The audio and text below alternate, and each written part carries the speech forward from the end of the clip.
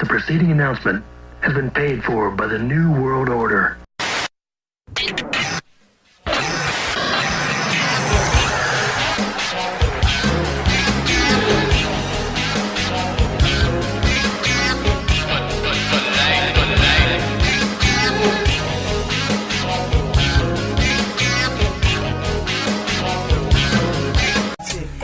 But the dead don't have no memory. I'm coming! Nobody can stop me, nobody can hold me, nobody control me. I'm coming! I'm here to do my thing, I'm here to bring the pain, I'm never ever gonna change like... Yo, what is up, ladies and gentlemen? Welcome back to the Wrestling Heat, and I am your host here, Easy Koo. If you didn't know, well, now you know. But, ladies and gentlemen, hope y'all been having a good weekend. My weekend's been, my stomach's been kind of messing with me lately the past few days, but y'all aren't even gonna know. I'm gonna keep the energy up for this video, and like I said, I hope y'all been having a good weekend so far. And I got some news for you. Some of y'all might not know. Some of y'all might know about this news, but I got it for you. Got quite a little bit for you. And the first thing that I want to talk about is the Undertaker. What can I be thinking about the Undertaker? Well, the news here is saying that he is to be working more dates this year, and with going along with that, supposedly one of these matches he's going to be having is with Drew McIntyre. I'm not sure when. It could be the next pay-per-view. It could be at WrestleMania. But I do think this could be Undertaker's last year of, being at least in the ring. And I think that's the reason why, he's probably, came back the way that he did. Probably to get the, the salty taste out of his mouth with that match with Bill Goldberg. And I think this matchup here is going to be pretty good because, you can get the, it's the big dog and the, the old dog and Undertaker, protecting their yard against Shane McMahon and Drew McIntyre. He could, just stay out for the match and then, come in for a hot tag, do his thing that he does. And, yeah, ladies and gentlemen, the Undertaker to be working more dates this year. What do y'all think about that? Y'all like it? Dislike it? Let me know in the comments down below. Do y'all just think he should be hanging up his boots and, going on his merry way? Me, I hope he's going to go out with a bang and, put a up-and-coming talent like Roman Reigns, just like he did over in WrestleMania 33, the one that I went to. But, I don't know, maybe with Drew, who knows, maybe Finn Balor.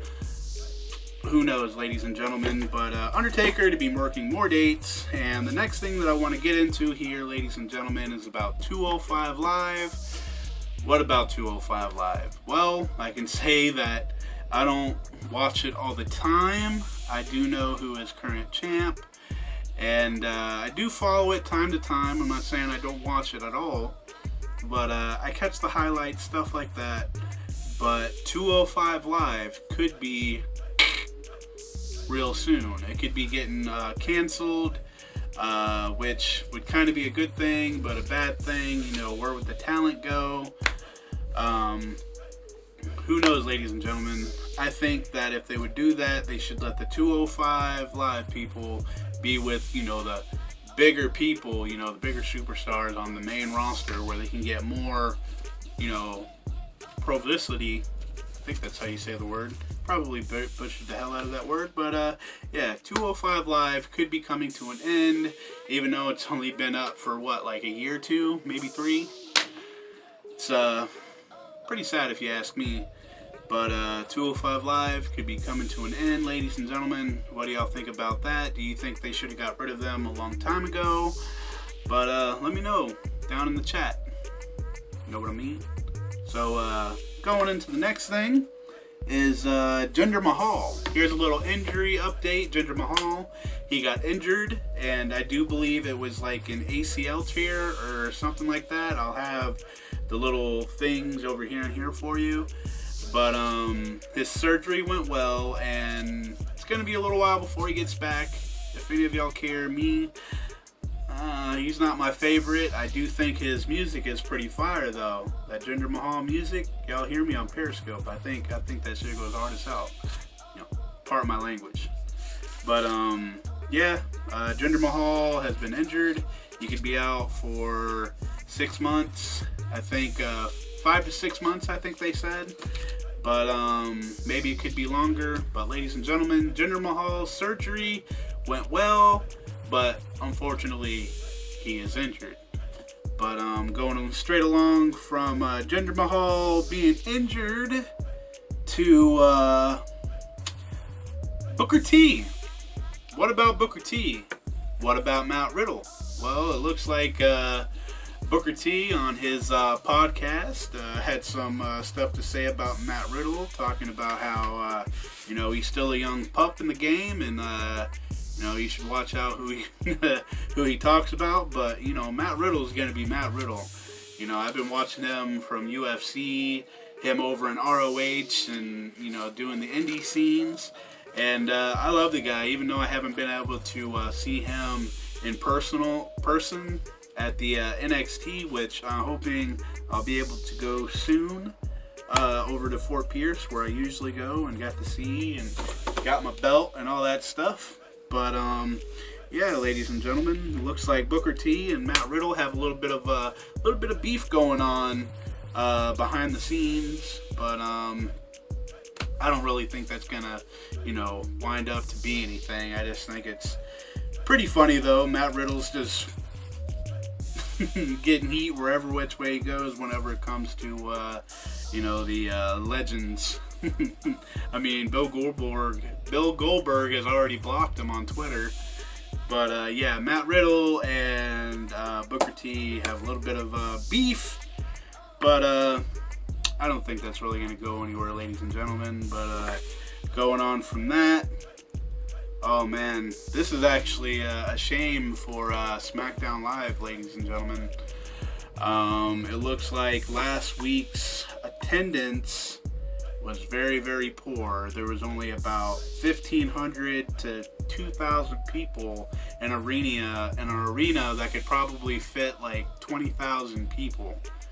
And that's real low, especially whenever, you got Fox, picking them up here in October. And boy, oh boy, I love SmackDown, but it did let me down this past week. I do think Raw did it better this week that passed. But ladies and gentlemen, it's sad. Very, very sad that the viewership and the attendance and audience is that low. I think people need to give SmackDown a chance and have just better stuff than what we had this past week. This past week was trash. I mean, I gave it to Raw on my Twitter, and that is like never happened. But audience attendance very low at last week, only 15 to 12 or 1,500 to 2,000.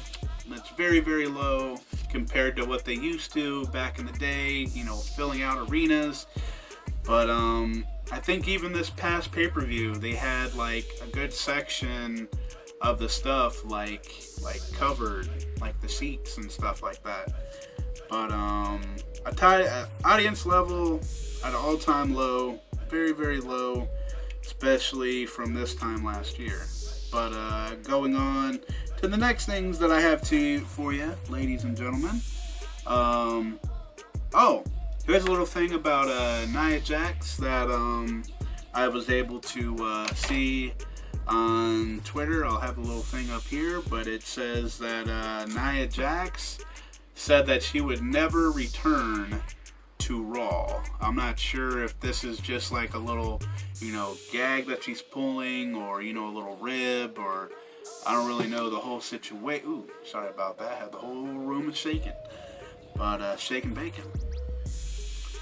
I don't know what that was. But yeah, Nia Jax said that she don't want to come back to Raw. I don't really know the full details, but I just thought I would throw that in here Do y'all even care? She's been out of action now for quite, like a few months, like 6 months? I don't know, chat. Let me know down below if I am totally blowing that out of proportion. But Nia Jax said that she does not want to return to Raw. I'm not sure if that means if she don't want to turn to the WWE. But let me know if y'all think that's true down below. I'll have a little clip here and here for you so you can see what I'm talking about. But Nia Jax says that she don't want to come to Raw. Maybe she wants to go to Smackdown. But I'm all over the place tonight, ladies and gentlemen. Just please forgive me. My stomach is kind of messed up, but I'm trying to make this video much entertaining and newsworthy as possible. Alright, ladies and gentlemen, we are back. Had a little bit of camera issues there, but we are back. The next thing that I have for you, beautiful people of the Easy Q Nation, the Wrestling Heat. It looks like Fox held a meeting either last week or the week before with some WWE officials, and they were not happy with the product of Smackdown,